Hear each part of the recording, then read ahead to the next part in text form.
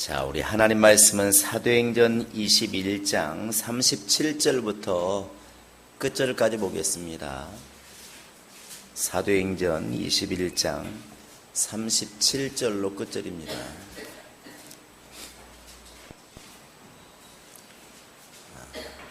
자, 같이 읽겠습니다. 시작. 바울을 데리고 영내로 들어가려 할 그때 바울이 천부장에게 이르되 내가 당신에게 말할 수 있느냐? 이르되 내가 헬라말을 아느냐? 그러면 내가 이전에 소요를 일으켜 자기 4,000명을 거느리고 광야로 가던 애굽인이 아니냐?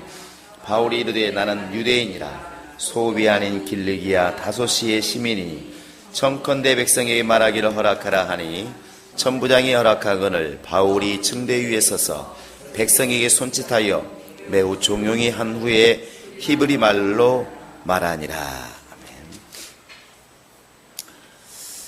이제 예루살렘에 도착한 사도 바울이 모든 일이 순탄하게 이렇게 풀리리라 생각도 안 했겠지만 어쨌든 원치 않았던 그런 이제 유대인들의 그런 반항 또 고소, 참소 이런 걸 당해서 이제 붙잡히게 됩니다.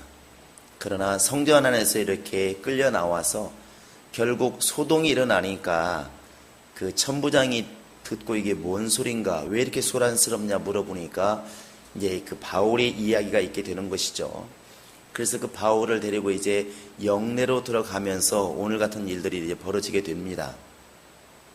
오늘은 내용은 자체는 특별한 거 없습니다. 바울이 그 천부장에게 자기를 지금 데리고 간 천부장에게 나에게 좀 백성들에게 말할 기회를 달라, 이 상황입니다. 근데 이때 우리 좀 생각해 봐야 될 것은 사도 바울이 지금 말하고 있는 천부장은 당연히 이제 유대인이 아니죠. 그러니까 이 바울이 말할 때 아마 이렇게 헬라말로 했던 모양입니다. 그러니까 이 천부장이 네가 헬라말을 아느냐 이렇게 지금 물었던 것이죠.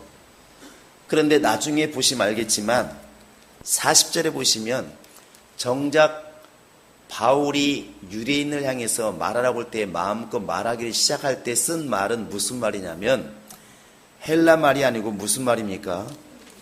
히브리 말로 이렇게 말을 하고 있어요.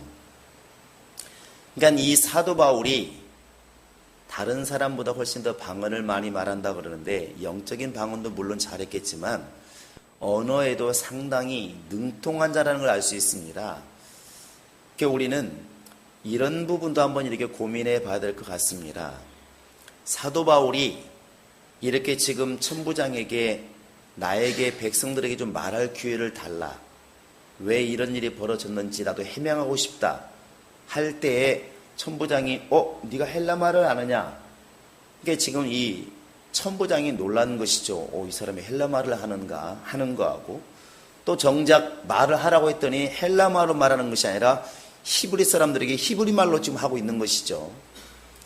그러니까 지금 바울은 이런 외국어에 대해서 상당히 능통하고 있다는 것을 말해주고 있는 것이고, 이 언어를 쓰시는 주님께서 얼마나 이 이제 바울을 잘 이렇게 쓰고 있는가도 우리가 알 수 있는 대목입니다. 우리가 이렇게 이러할 때 좀 한번 살펴봐야 될 것은 이 성경도 결국은 언어를 통해서 우리가 기록하는 거잖아요. 말을 기록한 것이 성경인데, 여러분과 지금 나도 오늘날은 다 성경을 가지고 있습니다. 성경책을 가지고 있는데 어떤 분은 이제 킹제임스라든지 NIV라든지 이렇게 원어가 적혀 있는 것을 한영이 된 것을 이렇게 보는 사람도 있고, 우리처럼 외국어를 못하는 사람들은 그냥 죽으나 사나 그냥 한국말로 된 것을 보게 되어 있습니다. 그런데 성경도 다양한 언어로 기록되어져 왔다는 것을 우리는 알아야 됩니다. 구약 성경 그러면 크게 두 가지를 얘기하죠. 유대인들이 지금 보고 있는 히브리 말로 기록된, 히브리어로 기록된 구약 성경이 있고, 우리나라 성경과 같은 일반적인 기독교인들이 번역해서 쓰고 있는, 텍스트로 삼고 있는 70인역이라는 성경이 있습니다. 그 70인역은 헬라 말로 기록된 것입니다. 당시 헬라가 이렇게 나라를 다스리고 있을 때에 이 구약 성경을 갖다가 유대인들의 12지파 중에서 이렇게 몇 명씩 뽑아서 72명인가를 뽑아서 번역을 시켰다고 그랬죠. 그래서 구약 성경을 이렇게 헬라 말로 번역시킨 것이 이제 70인역이라 말하는 이제 구약 성경입니다. 보통 이제 기독교에 쓰는 이런 성경들은 그 성경에서 많이 이렇게 번역을 하고 있죠. 구약 성경도 히브리 말로 기록된 게 있고 헬라 말로 기록된 것도 있습니다. 당연히 신약 성경은 거기다가 헬라어로 번역된 것들이 지금 많이 지금까지 전해져 오고 있습니다. 그런데 구약 성경이라고 지금 다 원래 그러면 히브리 말로 다 썼을까? 그건 아니었다고 그러죠. 예수님 당시에는 예수님은 어떤 말을 썼을 것 같습니까? 영어, 아니면 헬라어, 아니면 로마어, 아니면 한국말. 어떤 걸 썼을 것 같아요? 히브리어, 아람어. 아람어 누가 소리쳤나요? 전도사님 같은데 좀 나은 것 같습니다. 예수님 당시에는 아람어가 거의 공통어였기 때문에 아람어를 많이 썼다고 그럽니다. 그래서 여러분들이 많이 알고 있는 에바다, 달리다굼, 엘렐리라바 사박다니 이런 말들이 그게 바로 아람어입니다. 아람어라고 하는 것은 메소포타미아라든지 지금 시리아 오른쪽, 쉽게 말하면 근동 쪽에서 많이 썼던 언어라고 그럽니다. 그런데 왜 히브리 사람들이 아람어를 쓰게 되었을까? 그걸 이렇게 역사적으로 거슬러 올라가 보면 그 북왕국과 남왕국이 나누어졌을 때 결국 유다가 붙달려가지 않습니까? 바벨론을 포로로 잡혀가게 되는데 그 지금도 그 아람어가 남아있다고 그래요. 바벨론 일부라든지 시리아 일부에서는 지금도 아람어를 쓰고 있다고 그럽니다. 그런데 그 유대인들이 그 바벨론을 포로로 잡혀가 있는 순간에 그들이 70년 동안 뭐 했겠습니까? 여러 가지를 했겠지만 거기에서 배운 것이 결국 그 나라 말이었던 것이죠. 특히 이제 그 다니엘 같은 경우는 어릴 때, 아주 어릴 때 갔기 때문에 나중에 세월이 지나서는 그 나라 말이 훨씬 더 익숙했다는 것입니다. 그래서 알고 있는 다니엘서라든지 에스라서 이런 것들은 원래 아람어로 이렇게 기록이 되었다고 그럽니다. 당연하겠죠. 그 나라에서 큰 사람들이 기록한 것이니까. 그러다 보니까 바벨론에서 포로로 잡혀갔다 70년만 돌아왔을 때 이 사람들은 이 아람어를 그냥 편안하게 쓰기 시작하는 것이죠. 또 주변 국가들이 쓰고 있으니까 또 쓰게 되는 것입니다. 그럼 우리도 마찬가지죠. 우리가 이렇게 일본 말인지 모르고 쓰는 말들이 많이 있잖아요. 일제 36년 동안 우리나라 장시개명 하면서 일본 말을 많이 쓰게 했기 때문에 은연 중에 어른들의 말은 많이 섞여 있어요. 일본 가서 그 말을 우리는 일본 말을 모르지만 들었을 때 놀라잖아요. 이빠이. 이빠이가 이 나라 말이었었나? 우리는 그냥 무조건 썼잖아. 어릴 때 그냥 무슨 뜻인지 모르고 야 이빠이 넣어라. 지금도 입에 붙어 있어서 뭐 기름 넣을 때 얼마 넣을까요? 이빠이 넣으세요. 이렇게 하지 않습니까? 이런 말들이 이제 일본 말들이잖아요. 다마라든지 뭐 일본 말들 되게 많더라고요. 시마이 막 그러고 나는 이렇게 공사판에서 왜 시마이라고 그랬는데 이게 다 일본 말이 우리 속에 배어 들어와 있는 것이죠. 이런 외래어들이 지금도 굉장히 많습니다. 영어 같은 것도 마찬가지고 굉장히 많다고요. 그러니까 이런 것들을 우리가 우리 스스로도 지금 모르고 쓰고 있잖아요. 배 있어가지고. 그런데 70년 동안가 살다 왔으니 오직 하겠습니까? 그러니까 당연히 이스라엘 사람들의 언어 속에 이제 아람어가 자리 잡게 된 것이고 예수님 당시에는 거의 이제 아람어가 많이 통용될 때라서 예수님도 거의 다 이렇게 아람어로 이렇게 말을 썼다는 것이죠. 그러니까 이 당시의 히브리어는 완전한 고대 히브리어가 아니고 아람어가 이제 섞인 그냥 히브리어인 것이죠. 우리나라 말하면 지금도 우리나라 말도 한국말이라 말하지만 한국말도 엄청 변했습니다. 우리가 한국 사람이 한국말 잘하는 것처럼 보이지만 잘 몰라요. 가끔가다 밥 먹으러 가면은 벽지에 훈민정음이 적혀 있는 경우 있습니다. 근데 한국 사람이 그 말 잘 못 읽습니다. 나란 말씀이 뒹굴게 달아 어찌고저찌 써 있으면 이게 도대체 뭔 말이지?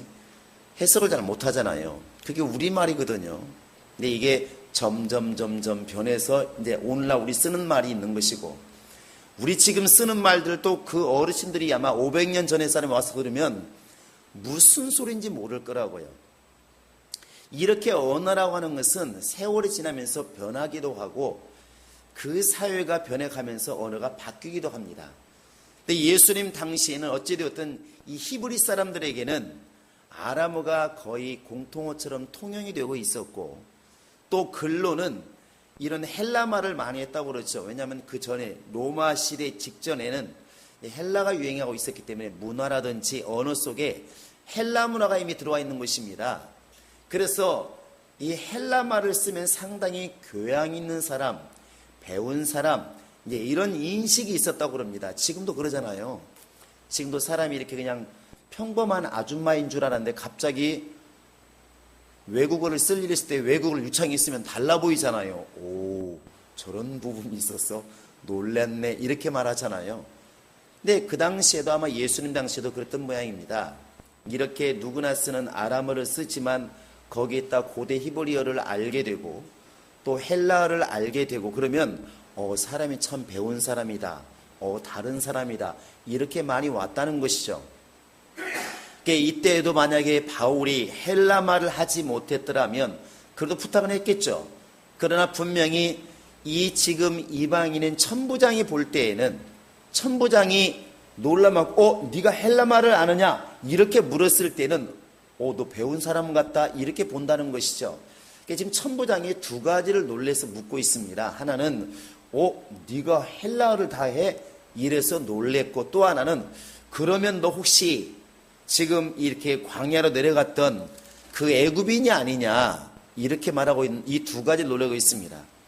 언어 때문에 놀라는 것은 바울을 그냥 그저 그런 사람으로 보았다가 이렇게 바울이 외형상 이렇게 훌륭하지 않았다고 그렇죠. 이렇게 갈라디아서 보면은 너희들을 시험하는 것이 내 몸에 있으라 이렇게 말하는 것을 보면 키가 별로 큰 것도 아니고 사람들 말 들으면 항상 안질이 있어서 눈곱이 껴있다고 그러고 거의 허리가 굽어서 이렇게 안진뱅이처럼 보였다고 그러는데 어찌되었든 이렇게 육신의 약점이 있다 보니까 사람들이 무시할 수밖에 없는 그런 상황이었던가 봐요. 그래서 바울도 말하기를 너희를 떠나 있으면 내가 담대해지고 너희들과 얼굴 보고 있으면 내가 이렇게 자꾸 작아진다 이런 말을 쓰는 거 보면 이제 그런 부분이 있었던가 봅니다. 그러니까 이 천부장이 볼 때 난리가 났다고 해서 이렇게 나와 보니까 그냥 별로 크지도 않은 사람, 대단하지도 않은 사람이 이렇게 있으니까 도대체 왜 이 사람이 이렇게 난리일까? 왜 이 사람을 죽이지 못해서 난리일까? 이렇게 생각했는데 이 사람이 헬라말로 이렇게 딱 말하니까 놀랍더라는 것이죠. 네가 헬라말을 다 아느냐? 놀라우는 것입니다. 그렇다면 얼마 전에 있었던 그런 반란을 일으켰던 애굽인이 혹시 네가 그 사람 아니냐? 이렇게 지금 묻고 있는 것입니다. 여기에서 말하는 지금 그 4,000명을 이끌고 광야로 가던 애굽인이 아니냐 이게 무슨 말이냐면 요세푸스가라는 사람이 이제 이 역사가가 있는데 그 사람이 이제 이 유대인으로서 이제 역사를 기술한 사람입니다.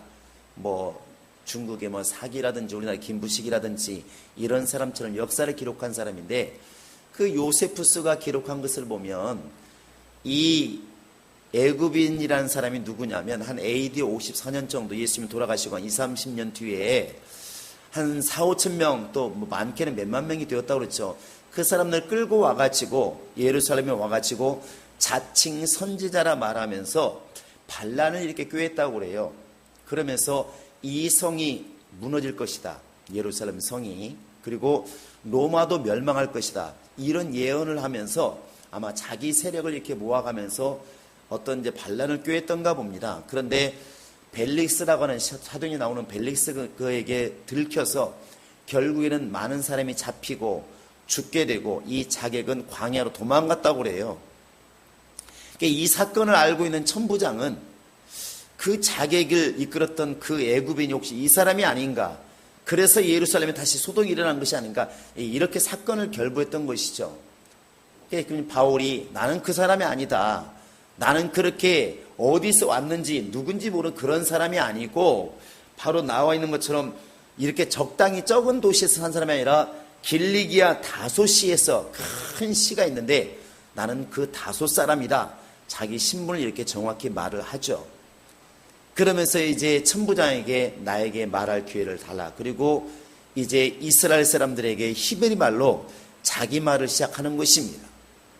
자기가 왜 이래야 되는 것인지, 이제 다음 시간에 보면 알겠지만 이 사도행전 9장에서 자기가 예수를 만나게 된 그런 경위를 다 이렇게 소상하게 간증을 하면서 믿게 된 경위를 잘 이렇게 설명해 나갑니다. 근데 하나님께서 바로 이제 이 바울이 그렇게 비록 육신적으로는 연약할지 몰라도 그 바울이 가지고 있던 헬라어를 말할 수 있고 또 히브리어를 말할 수 있는 이 언어의 능력을 이렇게 사용하신 것 같습니다. 또 바울도 그것을 10분 활용한 것 같고 우리도 지금 마찬가지인 것 같습니다. 이렇게 언어라고 하는 것이 항상 주님이 쓰시는 도구라고 하는 사실을 늘 염두에 두는 것이 신앙생활 잘하는 비결인 것 같습니다. 자, 언어는 하나님이 쓰신다. 시작. 너무 오래간만에 말을 시켜서 이게 목이 메는 것 같은데 잠언서 18장 21절에 보시면 이렇게 말하고 있습니다. 사람이 죽고 사는 것이 혀의 권세에 달려있나니 그랬어요. 사람이 죽기도 하고 살기도 하는데 그 죽고 사는 권세가 어디 있느냐? 이 혀에 달려있다는 것입니다. 혀. 그래서 야고보는 그렇게 말하죠. 이 혀는 곧 불의의 세계라. 온몸을 불사르느니라. 이 입에서 쓴물이 나오기도 하고 단물이 나오기도 하고 그래서 이 믿는 자들은 언어를 쉽게 말하면 이 말이라고 하는 것을 내 마음대로 내 생각대로 할 수 있다고 해가지고 함부로 해서는 절대로 안 된다는 것입니다. 하나님은 이 말 속에 하나님의 생명이 담기기를 원하고 이 말 속에 하나님의 진리가 이렇게 담기기를 원한다는 것입니다. 인간이 타락해 갈 때 가장 먼저 드러나는 게 뭐냐면 언어의 타락입니다. 거의 틀림없습니다. 요즘 아이들이 정신적으로 많이 타락해 간다는 것은 대화를 해보면 금방 알지 않습니까? 어디 보니까 요즘 아이들의 대화의 70%가 욕이라고 그래요. 욕.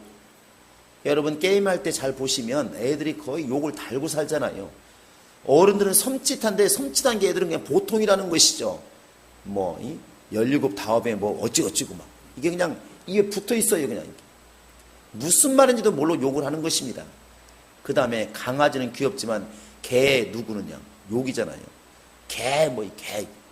그러니까 사람이 입이 타락해 간다는 것은 이미 그 영혼과 마음 자체가 타락해져 가고 있다는 것입니다. 하나님이 놓아버리시는 것이죠. 상실한 마음대로 그냥 내버려 두는 것입니다. 로마서 1장에 나와 있는 것처럼 창세기 이제 7장부터 6장부터 쭉 보시면 노아 홍수가 있은 다음에 다 정리를 했습니다. 얼마나 하나님 깨끗하게 정리를 했나요? 믿음의 사람들만 된 게 노았는데 또 사람이 이제 번성하기 시작하니까 사람들 머릿속에 역시 꿈틀꿈틀 나오는 게 살만하면 나오는 것이 교만이잖아요. 우리 한번 하늘에까지 탑을 쌓아서 하나님 계신 곳까지 올라가 보자.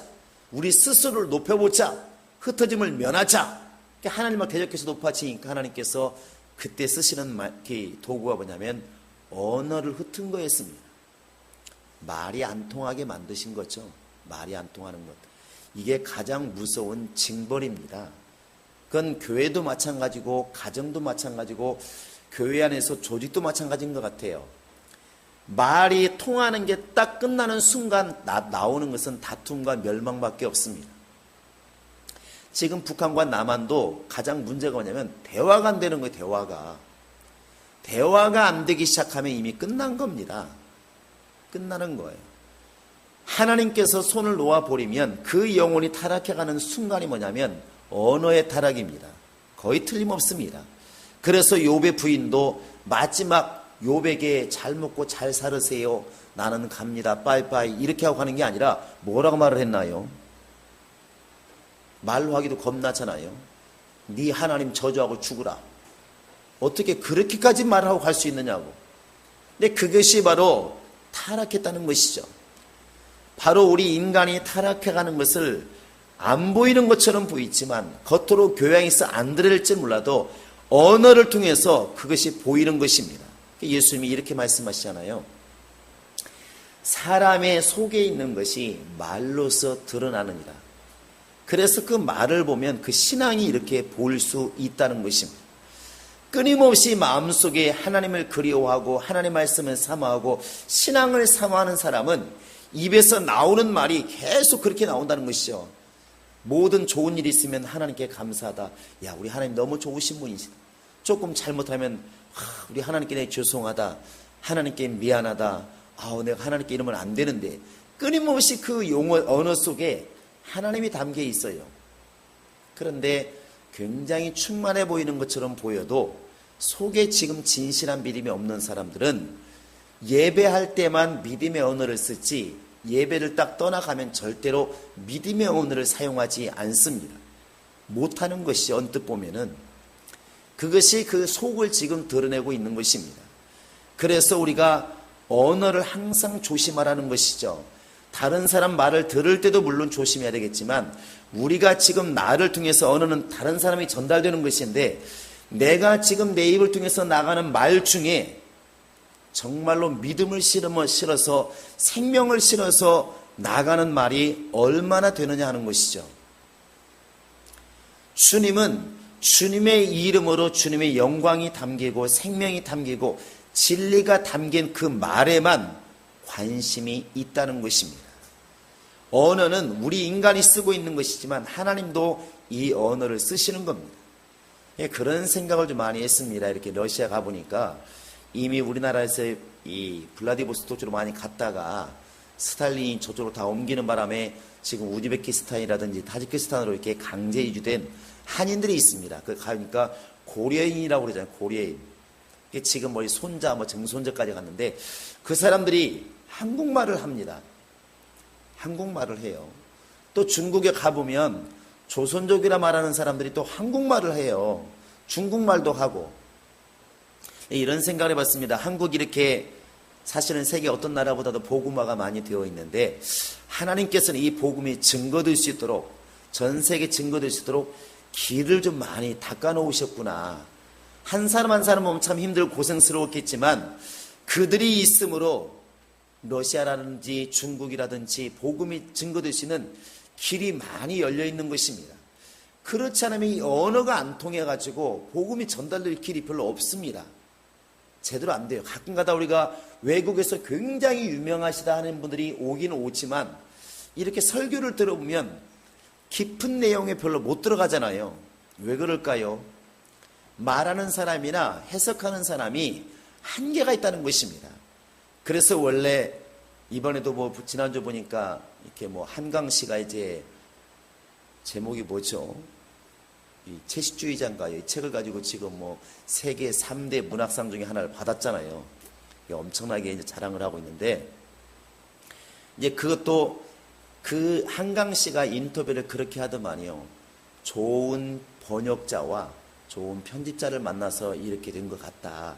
이건 맞습니다. 우리나라에서 상을 받는 것은 상관없지만 외국에서는 한국말 갖고는 알 수가 없기 때문에 번역된 말을 볼 수밖에 없는 거예요. 그게 언어의 한계이기도 하고 언어의 능력이기도 합니다.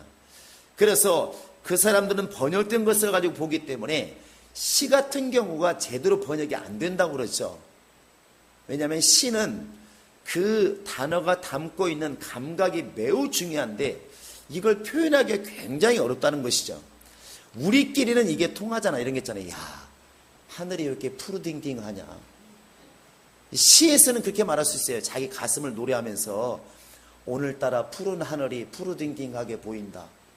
이렇게 말하는데 이것을 영어로 번역하는 사람이 가슴이 하늘은 블루라고 해야 되는데 블루 딩딩 할 수도 없고 설명 자체가 어려워져서 원래 그 말을 담고 있는 어감을 그대로 번역하기가 어렵다는 것이죠. 맛깔난다고 그러는데 그 시에 대한 원래 맛이 이제 안 드러난다는 것입니다. 그래서 시를 번역하면 시를 가지고 외국에서 상타하기가 굉장히 어렵다고 말을 합니다. 우리끼리는 가슴이와 닿는 게 단어가 주는 감이 있잖아요. 이렇게 우리끼리는 서로 약속되어 있기 때문에 그런 게 있습니다. 이게 가슴이 먹먹하다, 가슴이 찡하다, 가슴이 짠하다. 우리끼리는 이게 미묘하지만 조금씩 느끼잖아요. 이렇게요. 짠하다는 것은 내가 가슴이 아프다는 것이고 혼자 가슴이 먹먹하다는 것은 가슴이 메인다는 것이고 그러니까 이런 자그마한 차이들을 시로서 표현하는데 해석해서 볼 때에는 똑같다는 것입니다. 우리나라가 기적과 이적을 표현해도 영어에서는 미라클 그냥 그런 것처럼 이렇게 돼버리는 것이죠. 그것처럼 언어라고 하는 것은 하나님이 쓰시지 않으면 그 언어 자체가 하나님의 영광을 드러내지를 못하는 것입니다. 근데 바울은 그 자기가 지금 알고 있는 헬라어, 자기가 알고 있는 정말 이런 히브리어, 이런 것들을 잘 활용을 했다는 것입니다.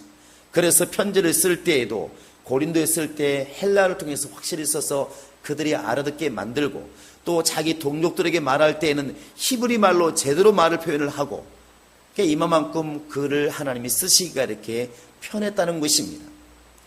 우리는 이런 것들을 보면서 언어를 쓰시는 하나님을 좀 깊이 이렇게 이해해야 될 것 같습니다.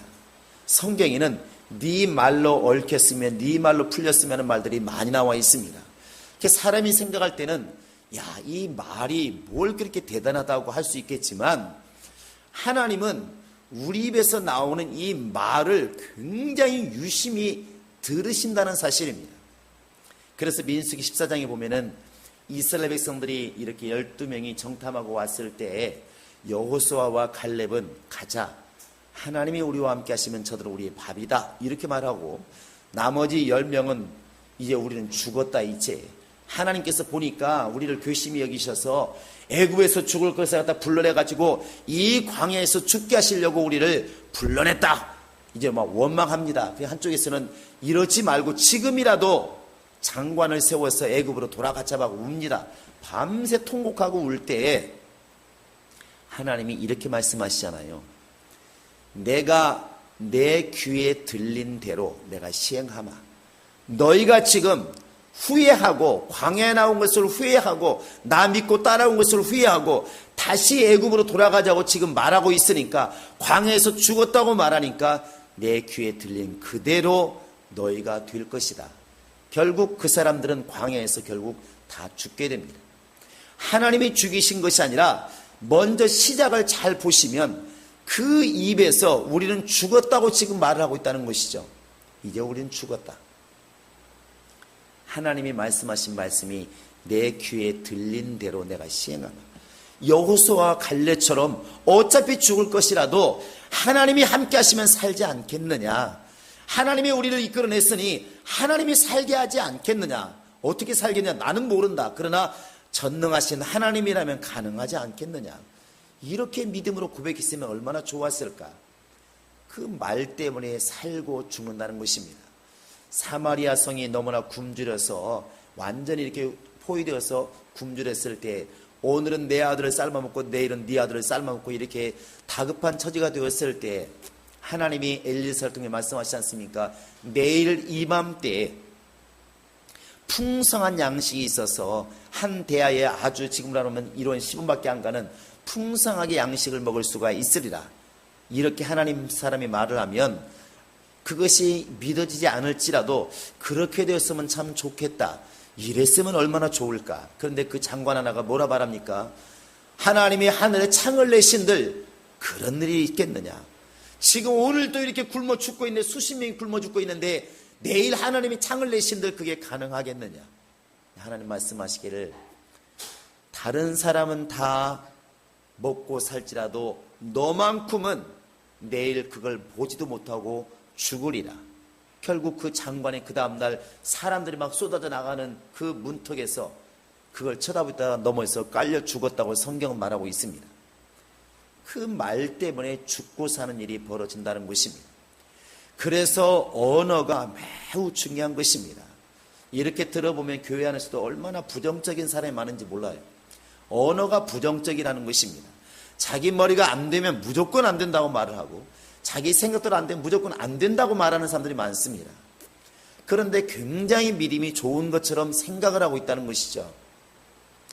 믿음은 바라는 것들의 실상이요 보지 못하는 게 증거라고 그랬습니다. 하나님은 그 언어를 지금도 유심히 살피시는 것입니다. 그 언어를 바로 주님의 도구로 쓸 수 있는 것이 그게 우리의 믿음이에요. 자, 내 영혼아 믿음의 언어를 쓰자. 시작.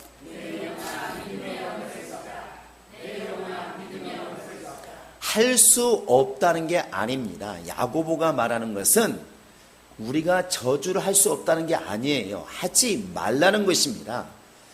사람이 축복의 말을 할 수도 있고 저주의 말을 할 수도 있는데, 예수 믿는 사람들은 저주의 말을 못하는 것이 아니라 우리는 진리가 무엇인 줄을 알기 때문에 하지 않는다는 것입니다. 불신자들은 모르니까 때로는 좋은 말도 알고 나쁜 말도 막 다 하지만, 우리는 알기 때문에 내 입의 말이 얼마나 소중하다는 걸 알기 때문에 나쁜 쪽의 말을 하지 않는다는 것이죠. 예수님이 그렇게 말씀하시잖아요. 너희에게 성령이 임하시면 너희가 누구 죄든지 사하면 사해질 것이요 그대로 두면 그대로 있으리라. 성령 받은 사람의 언어와 성령 받은 사람의 권리가 이만큼 크다는 것입니다. 근데 우리는 화가 났을 때는 무슨 생각을 하냐면 불신자나 우리나 똑같은 사람이라는 생각으로 이렇게 자꾸만 접근한다는 것입니다. 그러나 우리가 알아야 될 것은 아무리 화가 나도 우리의 언어는 항상 주님의 손에 있게 하는 것이 그게 맞습니다. 우리의 주의 성령께서만이 내 입술의 언어를 쓰게 해야 된다는 것이죠.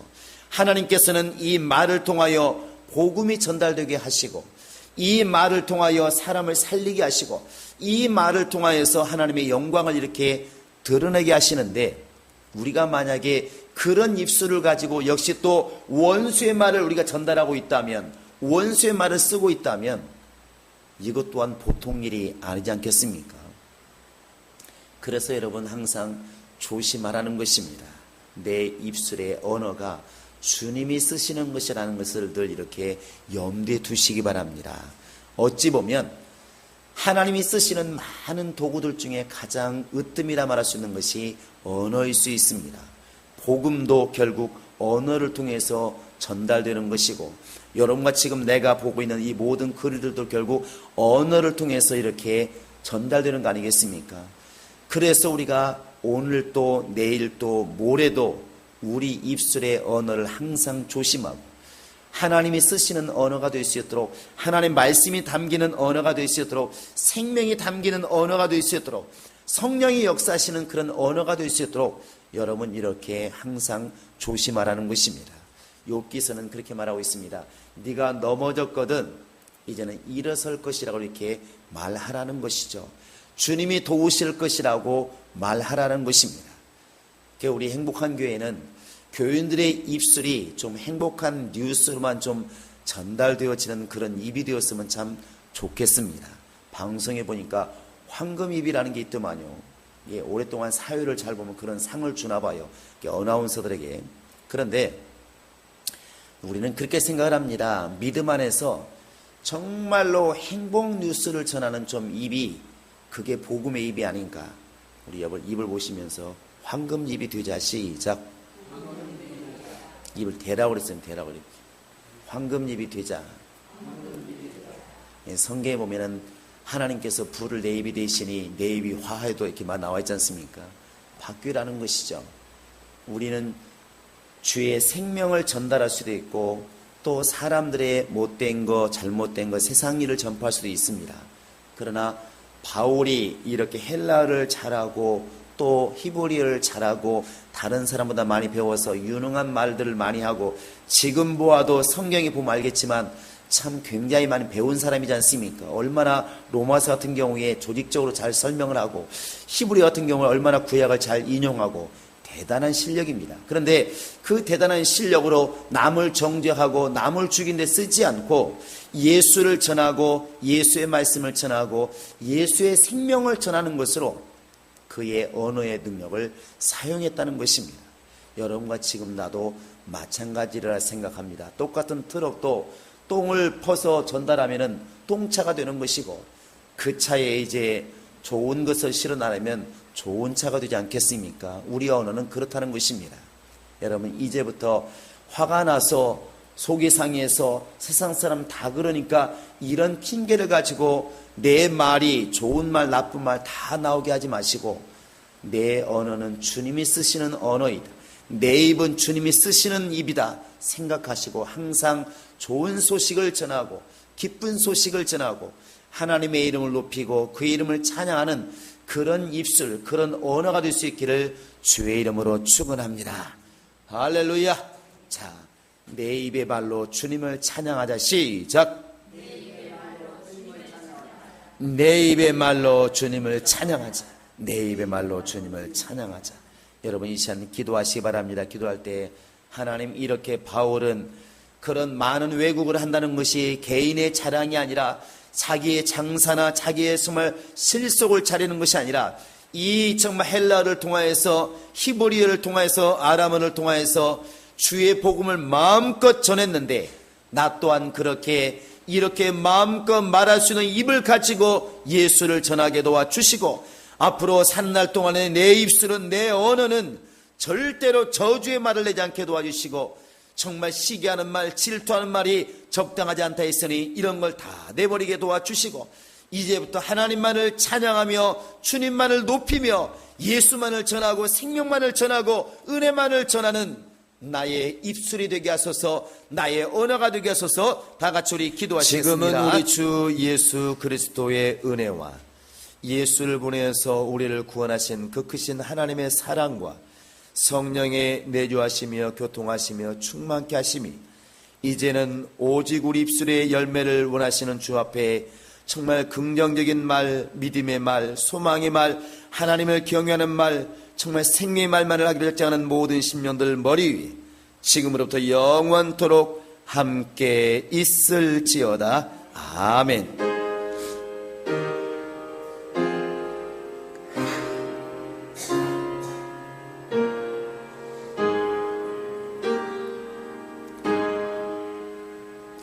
우리 하나님께 모든 영혼 돌리겠습니다. 네, 오늘은 기쁜 소식이 하나 있는데요. 이렇게 요즘에 충만하셔서 전도도 열심히 하시는 우리 백현성 집사님이 우리 성도들을 이렇게 좀 대접하고 싶다고 그래서 점심을 오늘 이렇게 사기로 했습니다. 이런데 박수를 해주고 다음에 또 삽니다. 예약을 해놓으신 건가요? 아니면 가져오기로 했나요?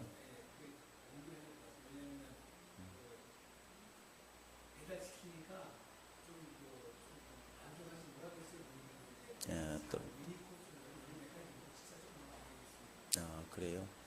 그럼 어떻게 해야 되나요? 몇 시에 예약 되나요?